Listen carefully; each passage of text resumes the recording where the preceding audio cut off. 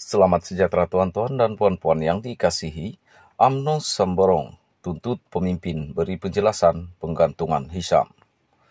UMNO bahagian Semborong menuntut penjelasan dari pimpinan tertinggi parti itu berhubung tindakan menggantung ketuanya Hisamuddin Husin selama 6 tahun.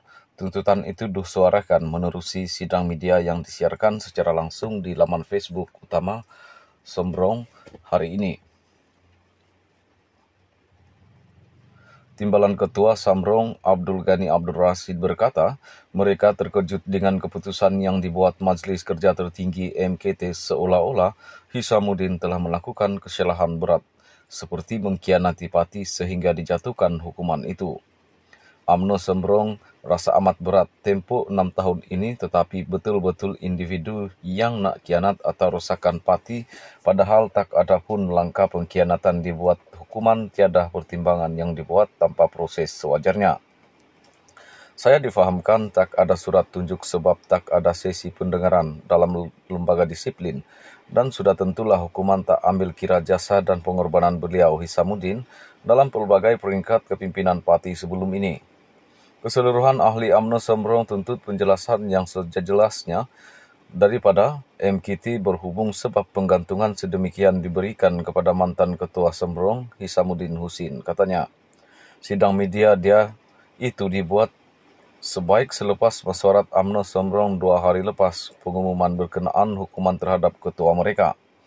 Selain Hisamuddin turut digantung selama 6 tahun adalah bekas Ketua Penerangan Sahril Sufian Hamdan, bekas Ahli Parlimen Jempol Salim Sarif, dan bekas Adun Tiram Mulizan Bujang, bekas Ketua Pemuda Khairi Jamaluddin dan Ahli MKT No Omar pula dipecat. Mereka yang dikenakan hukuman itu serta Naib Presiden Ismail Sabri Yaakob yang ada ketika mesyuarat Majelis Kerja Tertinggi MKT yang memutuskan pemecatan itu mendakwa ia tidak dibuat mengikut proses yang sewajarnya.